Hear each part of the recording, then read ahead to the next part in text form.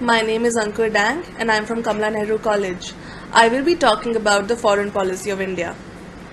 Since our very inception in 1947 as an independent nation state, we took to an idealistic foreign policy, plainly because we understood what it meant to suffer under colonialism, racism and imperialism for so long.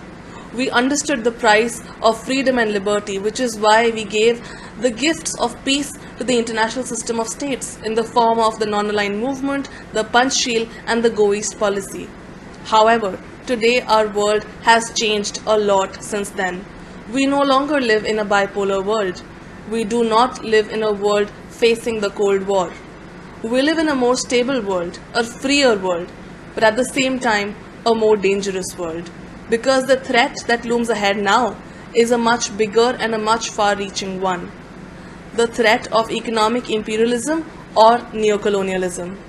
Many states have already fallen prey to it because this neocolonialism is the gift of liberalization and globalization, the phenomena that are taking hold of every state in the world. And they are good in whatever they are doing for our world. But does that mean that we don't evolve into a more pragmatic, a more decisive foreign policy? In fact, the winds of change are already here, and we certainly need to make these necessary changes in our foreign policy. Why do I say that? Because as a consumerist nation, as a huge market, we are target for becoming the next periphery or semi-periphery nation. And if we are to enter the bracket of core, we need not just our nuclear prowess or our economic prowess, but also our say in the international scenario, which can happen only with a very, very strong and realistic foreign policy. We need to realize that along with being rational actors, along with being peaceful actors, we need to be principal actors too.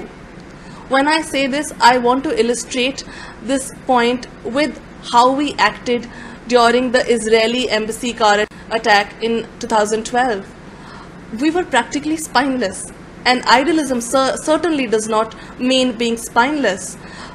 Considering fingers were pointed at Iran in 2012 during this attack, and considering that this attack happened in our capital New Delhi, we should have taken a stand, either for Israel or for Iran.